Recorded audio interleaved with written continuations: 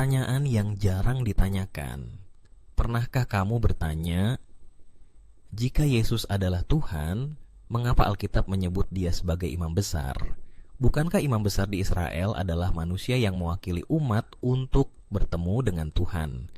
Kalau Yesus itu Tuhan, kenapa dia jadi perantara antara manusia dan dirinya sendiri? Yuk kita kupas logika dan ayat-ayatnya hari ini. Dan lihat sendiri, gelar imam besar justru membuktikan bahwa Yesus bukan Tuhan, melainkan hamba dan utusannya. Tugas imam besar menurut Alkitab, di dalam hukum Taurat, imam besar memiliki tugas yang sangat khusus. Ibrani 5 ayat 1. Sebab setiap imam besar yang diambil dari antara manusia, ditetapkan bagi manusia dalam hal-halnya yang berkaitan dengan Allah, supaya ia mempersembahkan persembahan dan korban karena dosa. Imam besar diambil dari manusia, ditetapkan untuk mewakili manusia, berfungsi sebagai perantara antara manusia dan Allah, bertugas mempersembahkan korban kepada Allah bukan kepada dirinya sendiri. Contoh paling jelas, Harun dan keturunannya, tidak satupun dari mereka adalah Allah. Mereka adalah hamba, pelayan, dan wakil umat Yesus. Sebagai imam besar, Alkitab menyebut Yesus sebagai imam besar berkali-kali. Ibrani 4 ayat 14.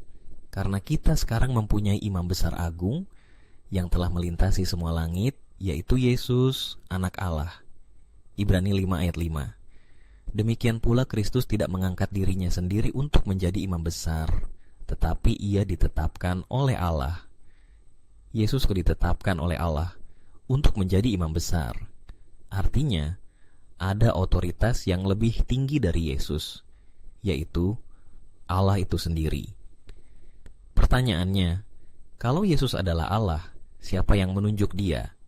Apakah Allah menunjuk dirinya sendiri untuk menjadi perantara kepada dirinya sendiri? Itu tidak masuk akal. Imam besar adalah perantara, bukan pusat penyembahan.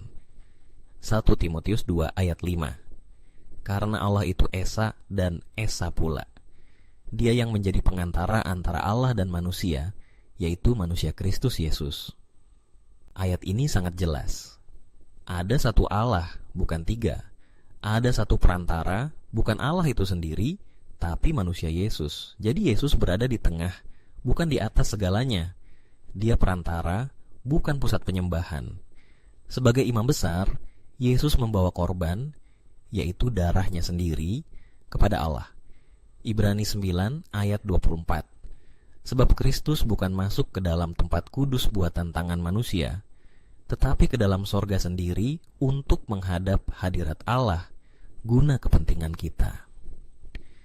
Yesus menghadap Allah, berarti ia bukan Allah. Karena tidak ada orang yang menghadap dirinya sendiri. Yesus bukan objek ibadah, tapi perantara agar ibadah kita diterima oleh Allah yang benar, yaitu Yehuwa. Membalik logika penganut Tritunggal. Penganut Tritunggal sering berkata, Yesus adalah Allah yang turun menjadi manusia dan juga imam besar. Tapi tunggu dulu. Apakah Allah menyembah dirinya sendiri? Apakah Allah mempersembahkan korban kepada dirinya sendiri? Apakah Allah membutuhkan pengantara untuk membawa darah kepada hadiratnya sendiri?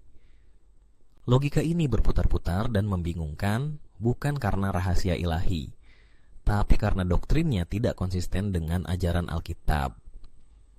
Kesimpulan logis dan alkitabiah Yesus adalah imam besar. Itu berarti dia adalah manusia, bukan Allah. Dia dipilih oleh Allah, bukan memilih dirinya sendiri. Dia adalah perantara, bukan sang pencipta. Dia mempersembahkan korban kepada Allah, bukan kepada dirinya. Yohanes 20 ayat 17. Aku naik kepada Bapakku dan Bapamu, kepada Allahku dan Allahmu. Yesus sendiri mengakui bahwa Allah itu bukan dirinya sendiri. Dan jika kamu percaya Alkitab, maka kamu tahu bahwa Yesus bukan Allah, melainkan imam besar, utusan, dan putranya. Kalau Yesus adalah imam besar, maka Yesus bukan Allah, karena perantara tidak sama dengan sang tujuan. Jangan bingung. Alkitab itu jelas, Allah itu Esa, dan Yesus adalah utusannya. Terima kasih telah menonton video kuliah Alkitab. Jangan lupa like, komen, atau subscribe untuk mendapatkan kebenaran yang selama ini disembunyikan.